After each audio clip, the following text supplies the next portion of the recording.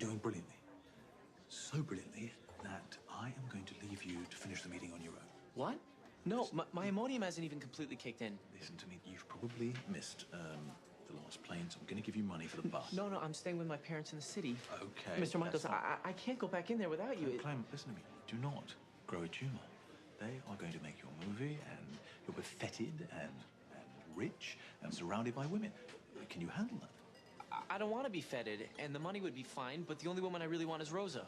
Rosa from our class. Really good choice. She's gorgeous. Not, of course, that I notice women of that age. Mr. Michaels, I don't feel comfortable. Okay, listen to me. 1,000 years ago, I was in your position, and you know, just enjoy it. It's glorious fun. And remember, they need you more than you need them. This is your ride. It's not mine. Okay? So much we can do. Appreciate that. Hey, he's back. Sans glasses. Yeah. You look mighty handsome. Thank you. This is what we're thinking. We're discussing this about. We don't want to get ahead of ourselves with franchise. Yeah, we're really excited about it. There's so much.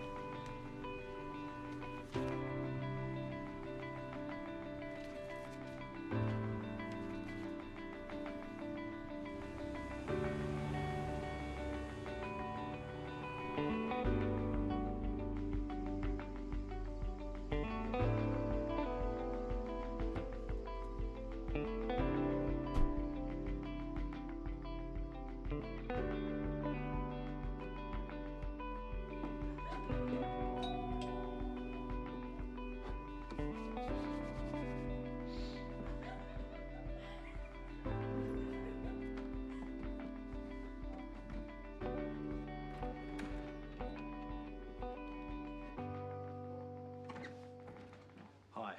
Keith? I'm so sorry to bother you this late. I did try to call, but there was no answer. That's okay. Just sitting around with the family watching Eat, Pray, Love. Ah. I'll be right back. Go on without me. You sure, honey? Yeah, you can tell me what I missed. Okay. Listen, I did not expect to see you again. No, well, I have decided to take my chances at the hearing if it's not too late. Really? May I ask why? Yes. I'm not quite sure. Ah, well, I'm glad you've thought it through. And I was wondering if you could get me a meeting with Professor Weldon, because I'd rather not just show up at her door. No, I think that would be dangerous. Yeah. Sure, I can arrange that. Thank you. Thank you. And I wanted to say I'm sorry for what happened and for putting you in an awkward position. Honey, you got to see this. Okay, just keep talking and do not make me go back in there. Well, they obviously want to share the experience with you. It must be wonderful to have a family like that. Ah, it's a pain. Every week, movie night. Yeah. Always a chick flick. Yeah. And my daughters usually bake these sugar cookies. Oh, yeah. Which they will not let me have. Yeah. Because they're concerned about my cholesterol. So they give me non-fat popcorn. That's great.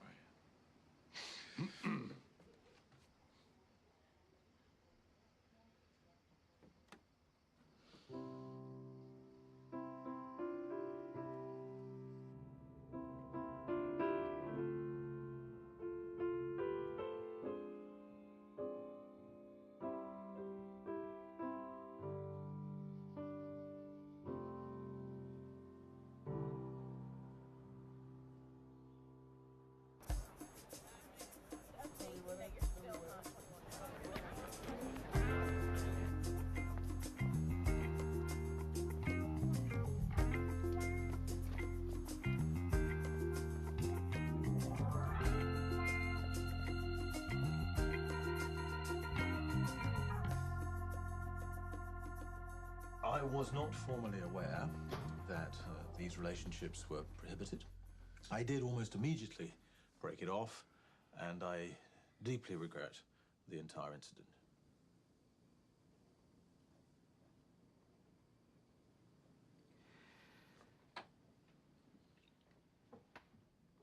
You arrived on campus, became inebriated, insulted members of the faculty.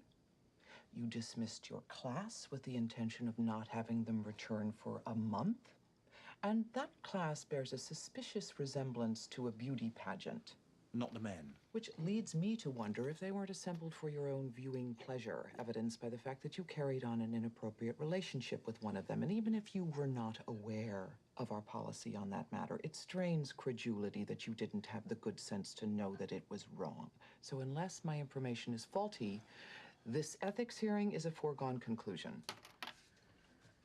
Professor Weldon, you're entirely correct. I behaved unprofessionally, and I can present no good reason why you should extend me the privilege of staying here, except to say that when I was at the Binghamton airport yesterday, I was pulled aside by a charming geriatric TSA officer who needed to inspect my award.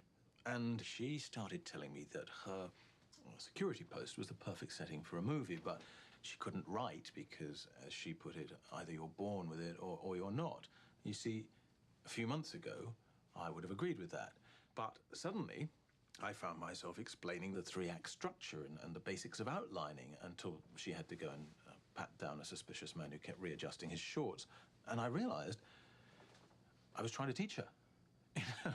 Me, the person who did nothing but mock teaching as an absurd profession practiced only by desperate failures. I mean, obviously not at the university level. But it has, as a new friend told me it might, got its hooks into me. So I ask for your leniency because I think that, you know, with a little effort, I could possibly be quite good at this job and actually worthy of your esteem. And because these kids have actually reminded me why I wanted to write in the first place. But mostly because I can't bear the thought of anyone else getting to help my class with their 3rd act.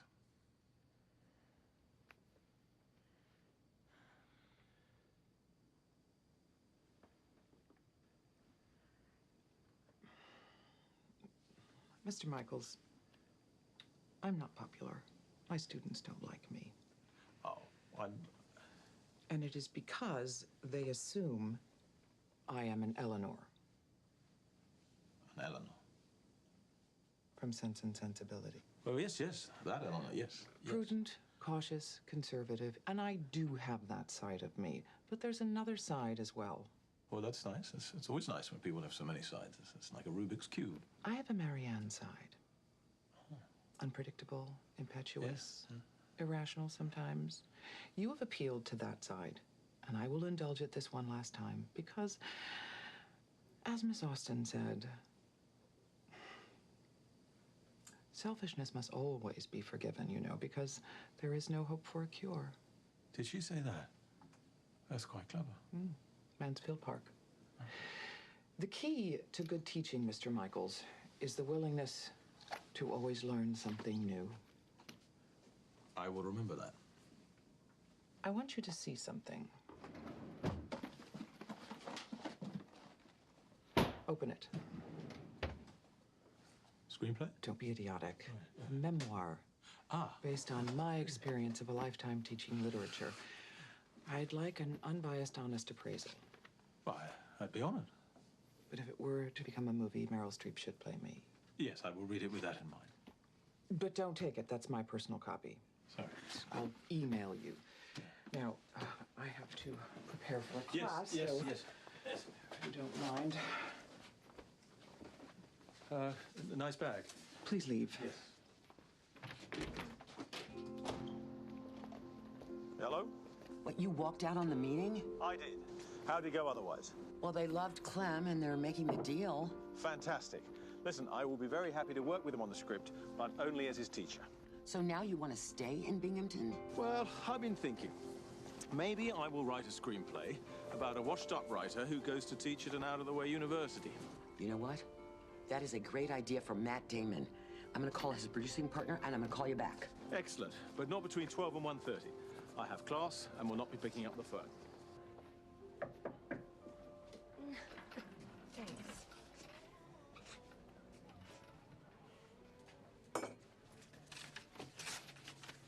$16.98. Dumb.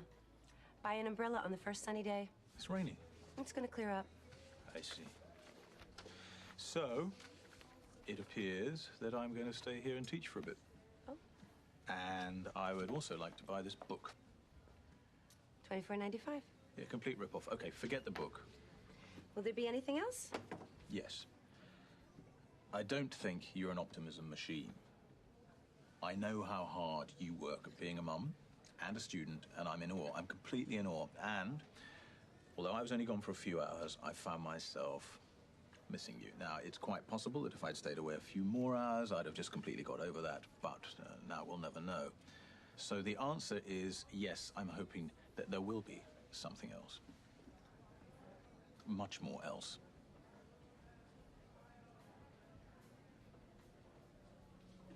Right. Well, then I will see you in class.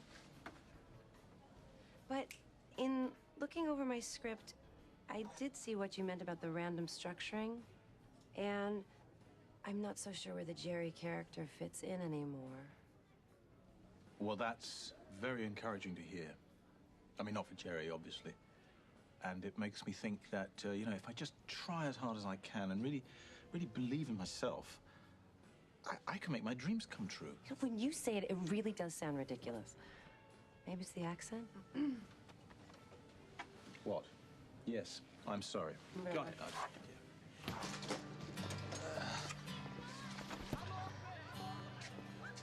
That can't be right. Oh, it's right. What did I tell you? Worth the wait. Okay, I just want you to know, I will respect the fact that you are my student until the end of the semester. Okay, thank you. When is the end of the semester? Oh, you'll know.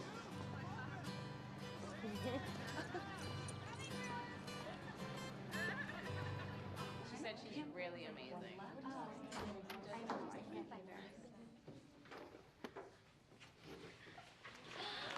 Oh, no, no. Oh, thank you, thanks. That's truly gratifying. Oh, Billy. Yes, welcome back. Welcome back, Billy. And for those of you who were looking forward to the poetic charms of Clara Foss, I apologize, I'm back. Yeah. Back from New York, where, if you don't know already, Clem has just sold his first script to Hollywood. Yeah, You deserve it. Your writing's brilliant. I would also like to say that today we will be taking a look at some new and truly exciting pages from Karen Gabney. With regard to my premature departure from our last class, I'm sorry. The truth is somewhat complicated. Well, it's my third act, I suppose, and I will let you see it when I have finished my teacher's script, and I will want your complete and honest opinions, though I will vastly prefer the people who love it. Good, let's get back to work. I think we were, wait, hang on. There will be no more of that. You have my full attention from here on in. Okay, third act. Andrea, tell us what happens during the dessert phase of the bar mitzvah. Okay. So they bring the cake out and they find out that the cake isn't kosher. But Alicia's parents start fighting and accusing each other of getting the wrong caterer because there are also pigs in a blanket. And Alicia starts crying because she realizes that she doesn't care about the cake. She just wants her parents to be happy. And she insists on doing her Torah and her Haftorah portions over again. And it just gets so crazy.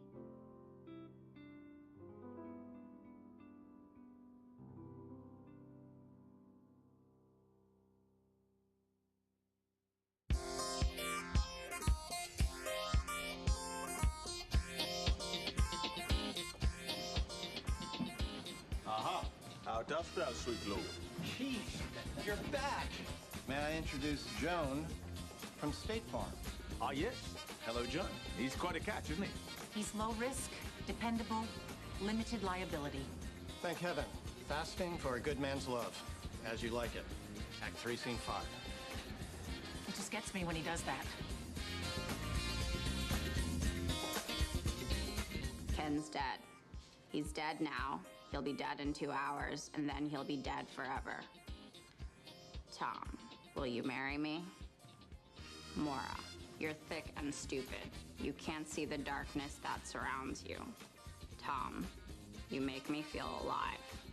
Mora, that won't last. Carol, Daddy, I think you should know I'm sleeping with your business partner. The other day, she comes and climbs up on my lap with a book, and she says, "Daddy, will you read me this book in your scary voice?"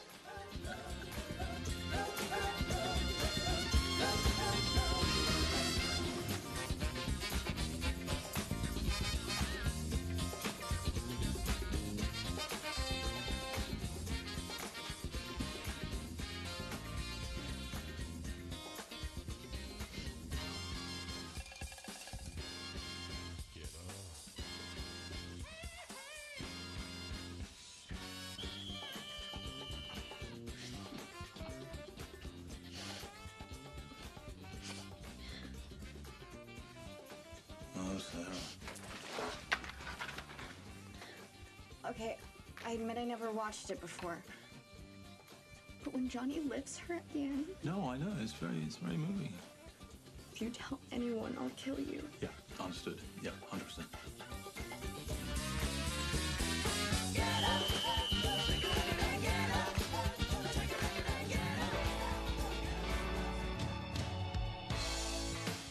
One more day. Maybe we can have it another way.